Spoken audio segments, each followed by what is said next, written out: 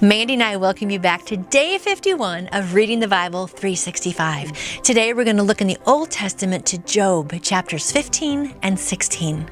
Remember how I love to color my favorite verses in Job in red. It's part of the poetry section of the Bible, and Job has 42 chapters. Here we go with Job 15. Eliphaz is going to speak again. Then Eliphaz, the Temanite, replied, "Would a wise man answer with empty notions? Or fill his belly with the hot east wind? Would he argue with useless words, with speeches that have no value? But you even undermine piety and hinder devotion to God. Your sin prompts your mouth. You adopt the tongue of the crafty, and your own mouth condemns you, not mine. Your own lips testify against you. Are you the first man ever born? Were you brought forth before the hills? Do you listen in on God's counsel? Do you limit wisdom to yourself? What do you know that we do not know? What insights do you have that we do not have? The gray-haired and the aged are on our side, men even older than your father. Are God's consolations not enough for you? Words spoken gently to you? Why has your heart carried you away, and why do your eyes flash, so that you vent your rage against God and pour out such words from your mouth? What is man that he could be pure, or one born of woman that he could be righteous? If God places no trust in his holy ones, if even the heavens are not pure in his eyes, how much less man, who is vile and corrupt, who drinks up evil like water? Listen to me, and I will explain to you." Uh-oh, he's going to explain it. This should be good. "Listen to me, and I will explain to you. Let me tell you what I have seen, what wise men have declared, hiding nothing received from their fathers, to whom alone the land was given, when no alien passed among them. All his days the wicked man suffers torment. The ruthless through all the years stored up for him. Terrifying sounds fill his ears. When all seems well, marauders attack him. He despairs of escaping the darkness. He is marked for the sword. He wanders about, food for vultures. He knows the day of darkness is at hand. Distress and anguish will fill him with terror. They overwhelm him like a king poised to attack. Though his face is covered with fat and his waist bulges with flesh, he will inhabit ruined towns and houses where no one lives, houses crumbling to rubble. He will no longer be rich, and his wealth will not endure, nor will his possessions spread over the land. He will not escape the darkness. A flame will wither his shoots, and the breath of God's mouth will carry him away. Let him not deceive himself by trusting what is worthless, for he will get nothing in return. Before his time he will be paid in full, and his branches will not flourish. He will be like a vine stripped of its unripe grapes, like an olive tree shedding its blossoms. For the company of the godless will be barren, and fire will consume the tents of those who love bribes. They conceive trouble and give birth to evil. Their womb fashions deceit."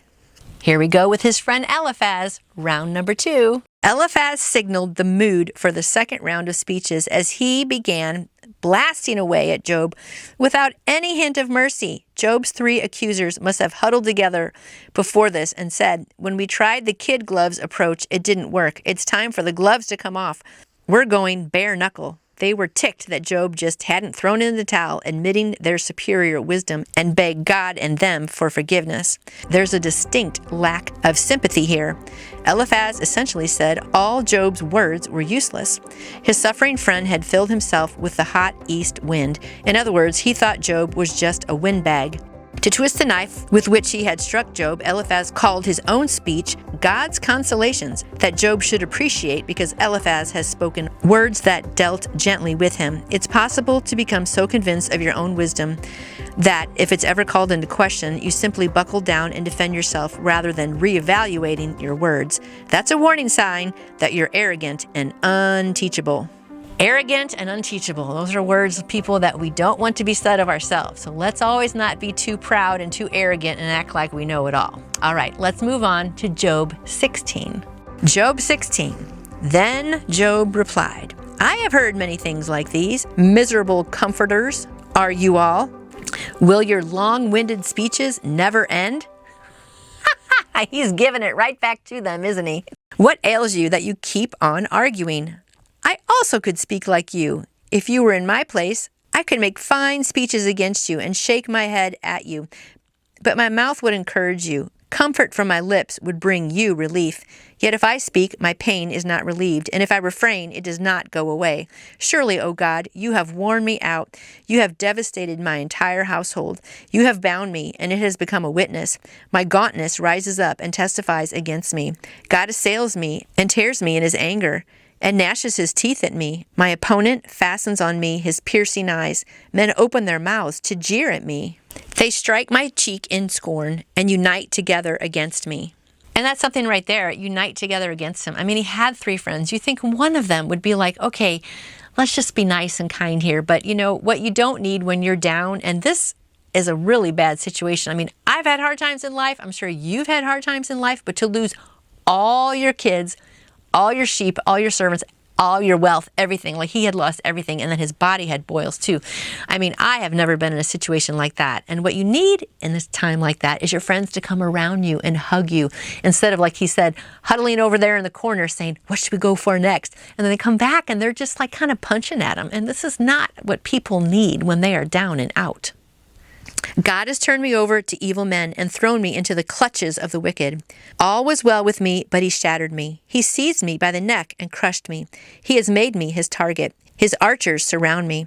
Without pity, he pierces my kidneys and spills my gall on the ground. Again and again, he bursts upon me. He rushes at me like a warrior.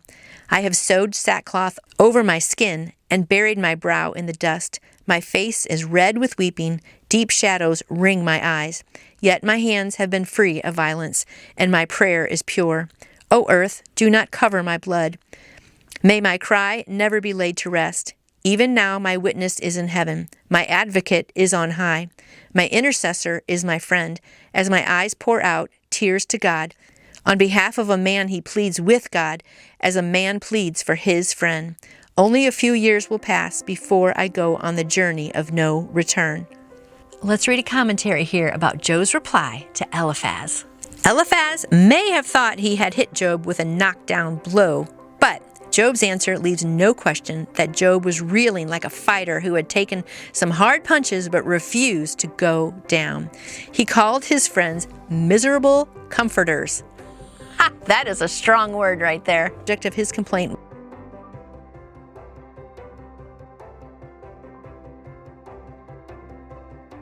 was God. Though his friends had an atrocious bedside manner, God was the one who had devastated his entire family. And if that was not bad enough, Job added, God was also handing him over to the unjust and throwing him to the wicked, a message that I'm sure his friends got. They are the wicked. Wink, wink.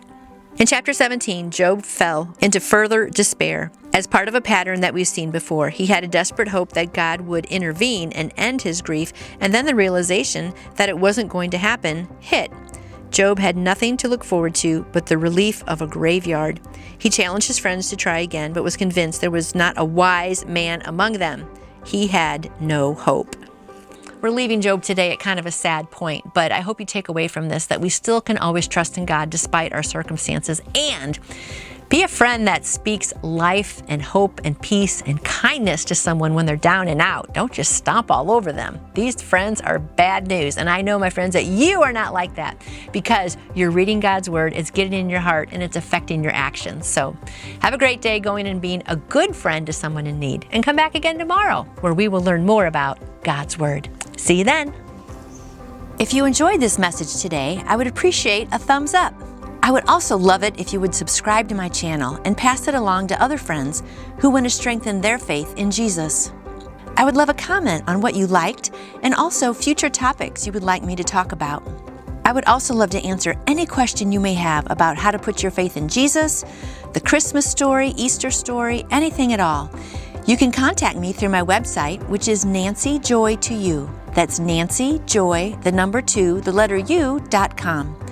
You can also email me at nancyjoy2u@gmail.com. Hope to see you tomorrow.